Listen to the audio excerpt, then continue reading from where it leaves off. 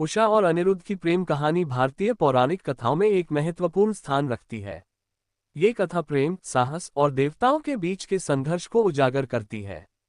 ये कहानी असम के शोणितपुर वर्तमान तेजपुर से जुड़ी है, जो असुरराज बानासुर की राजधानी थी।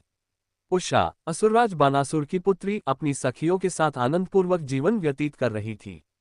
एक रात उसने स्वप्न में एक सुंदर युवक को देखा और उस पर मोहित हो गई। स्वप्न से जागने के बाद भी वह उस युवक के विचारों में डूबी रही। उसकी सखी चित्रलेखा ने उसकी व्याकुलता का कारण पूछा तो उषा ने अपने स्वप्न के बारे में बताया। चित्रलेखा ने अपनी यौगिक शक्तियों का प्रयोग करके विभिन्न राजकुमारों के चित्र उषा को दिखाए।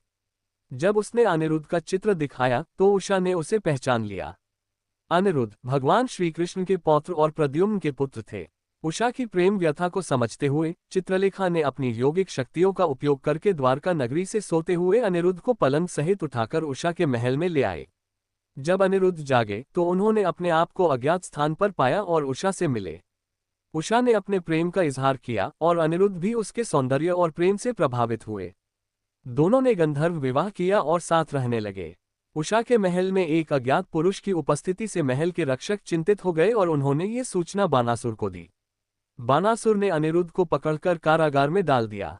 जब द्वारका में अनिरुद्ध की अनुपस्थिति का पता चला तो श्री कृष्ण और बलराम ने अपनी सेना के साथ शोणितपुर पर आक्रमण किया। शोणितपुर में भयंकर युद्ध हुआ। बानासुर, जो भगवान शिव का भक्त था, ने शिवजी से सहायता मांगी। शिवजी ने बानासुर की सहायता की, जिससे श्री कृष्ण और शिवजी के बीच भीषण युद्ध हुआ। अंततः श्री कृष्ण ने बानासुर को पराजित किया, लेकिन शिवजी के अनुरोध पर उसे जीवनदान दिया। बानासुर ने अपनी भूल स्वीकार की और अनिरुद्ध एवं उषा का विवाह संपन्न किया गया। ये कथा असम के शोणितपुर तेजपुर से जुड़ी है, जो बानासुर की राजधानी थी।